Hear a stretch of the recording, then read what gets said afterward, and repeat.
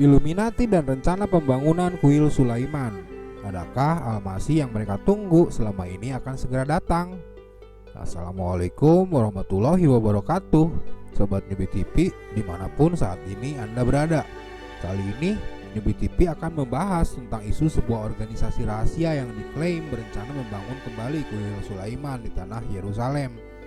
Adakah kemudian itu menjadi pertanda bahwa Al-Masih yang mereka tunggu akan segera datang? Besar harapannya apa yang Newbie TV sampaikan dapat bermanfaat dan menambah hasanah wawasan kita, sehingga jika dirasakan demikian, maka Newbie TV mengajak untuk mengklik tombol like dan subscribe serta menyalakan tanda loncengnya untuk selalu mendapatkan update berita terbaru yang Newbie TV unggah di masa yang akan datang.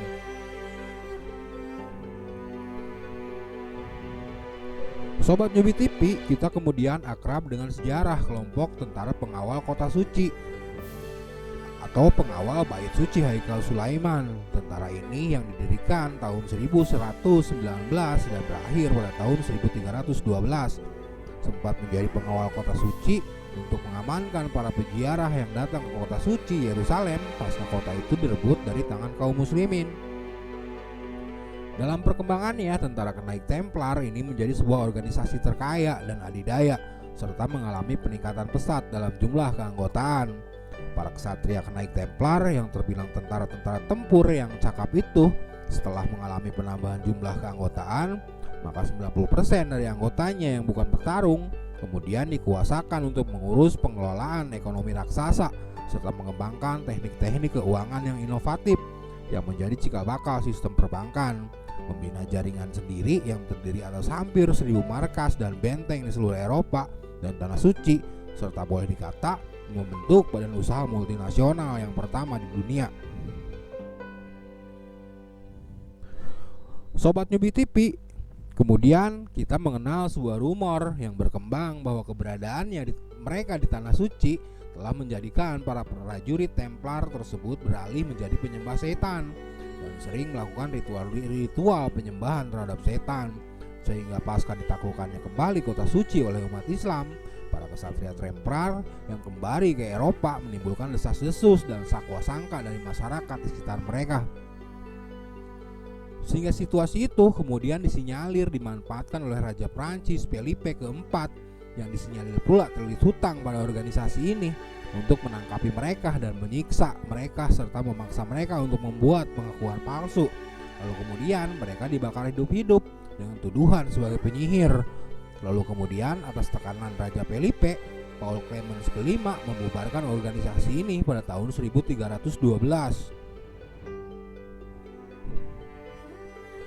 Berbagai persekusi dan pembubaran kepada organisasi Knight Templar kemudian menjadikan organisasi ini hilang.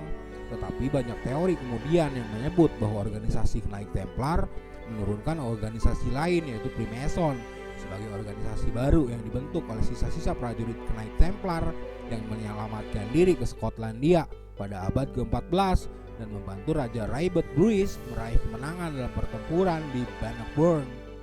Teori ini lazimnya ditolak oleh para petinggi Mason maupun para sejarawan karena kurang bukti.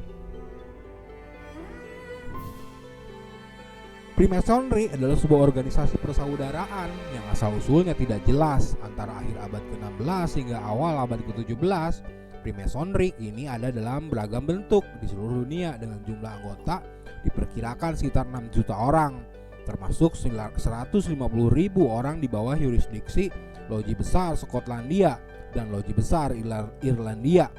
Lebih dari seperempat juga orang di bawah yurisdiksi Loji Besar Brit Inggris dan kurang dari 2 juta orang di Amerika Serikat.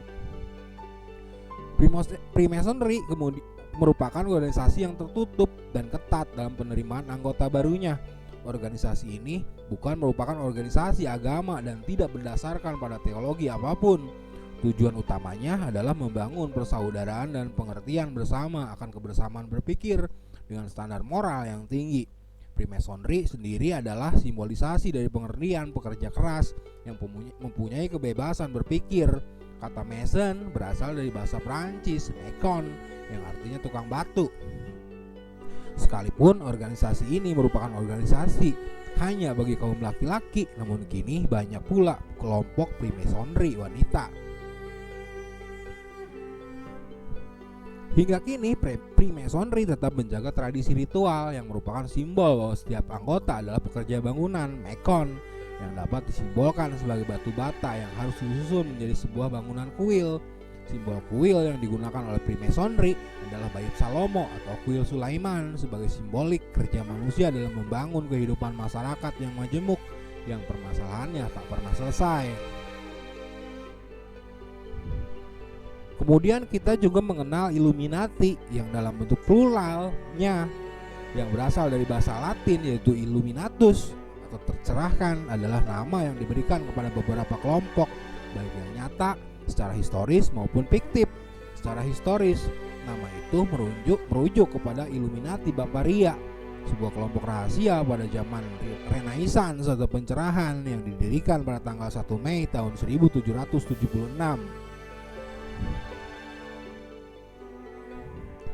Sejak diterbitkannya karya fiksi ilmiah postmodern berjudul The Illuminatus Trilogy tahun 1975 dan 1977 karya Robert C. dan Robert Anton Wilson, nama Illuminati menjadi banyak digunakan untuk menunjukkan organisasi persekongkolan yang dipercaya mendalangi dan mengendalikan berbagai peristiwa di dunia melalui pemerintah dan korporasi untuk mendirikan tatanan dunia baru. Dalam konteks ini, Illuminati biasanya digambarkan sebagai versi modern atau keberlanjutan dari Illuminati Bavaria. Gerakan ini didirikan pada tanggal 1 Mei 1776 di Ingolstadt, Bavaria atas dengan nama Ordo Illuminati dengan anggota awalnya sebanyak 5 orang dan dipelopori oleh Adam Weishaupt tahun 1830 Masehi. Dia adalah profesor hukum kanon di Universitas Ingolstadt yang dikelola tarekat Yesuit. Sebagai satu-satunya profesor dari kalangan non-klerikal bukan kaum religius, kelompok ini terdiri dari para pemikir bebas sebagai perwujudan pencerahan yang tampaknya mencontoh Freemason. Anggota Illuminati melakukan sumpah rahasia dan berikrar untuk mengabdi kepada atasan mereka. Anggotanya dibagi menjadi 3 kelas masing-masing dengan beberapa tingkatan, dan banyak cabang Illuminati menarik anggota dari loji Mason yang sudah ada. Antara tahun 1797 dan 1798, Memoir Illustrating of History of Jacobinism karya Augustine Burwell dan Proof of Conspiracy karya John Robinson mengemukakan teori bahwa Illuminati terus bertahan dan melaksanakan persekongkolan internasional yang masih berlangsung. Mereka mengklaim bahwa Illuminati merupakan dalang di balik revolusi Prancis.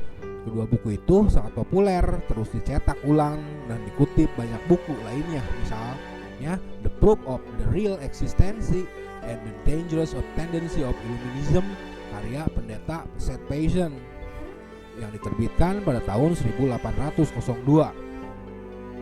Beberapa tanggapan terhadap karya tersebut bersifat kritis, contohnya On the Influence Attribute of Philosophers, Freemason, and the Illuminati of the Revolutions of France karya Jean-Joseph Mounier. Selain mendalangi revolusi Prancis, Illuminati juga disinyalir mendalangi revolusi Bolshevik di Rusia dan mengkomuniskan negara itu dari yang semula berideologi ortodok demi membangun satu tatanan dunia baru yang mereka ciptakan di bawah kendali sistem ekonomi yang mereka pakai untuk menjerat dunia pada perbudakan. Selain kemudian, disinyalir mereka pula yang mendalangi Perang Dunia ke-1 demi mengeksoduskan orang-orang Yahudi Eropa Askenazi untuk pulang ke tanah suci Palestina dengan jalan mendudukan kekhilafahan Ottoman Turki dan menggunakan tangan dari Inggris, di mana faktanya bisa kita lihat melalui sepucuk surat yang dikirimkan Menteri Luar Negeri Inggris Arthur James Balfour. Illuminati pula lah yang kemudian berada di belakang pemerintah Amerika Serikat dan mengontrolnya demi kepentingan mereka, terutama memastikan keamanan bagi Israel di Timur Tengah dari ancaman musuh-musuh Israel, sekaligus terus membuat Israel menjadi sebuah negara yang kuat serta adidaya. Sehingga itulah mengapa simbol dari Illuminati tercetak di dalam lembaran kertas dolar cetakan Bank Federal yang Illuminati miliki.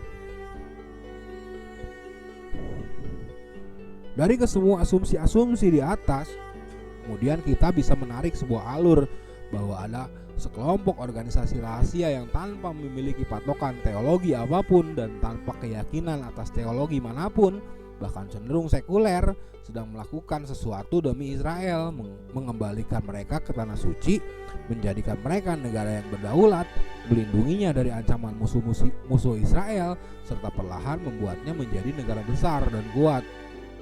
Di mana ketika Israel telah menjadi negara yang kuat, kemudian Illuminati pula yang mempersiapkan tahta Daud dan Sulaiman di tanah Yerusalem, memberikan kota itu sebagai ibu kota Israel, dan kemudian merencanakan kembali dibangunnya kuil Haikal Sulaiman di atasnya.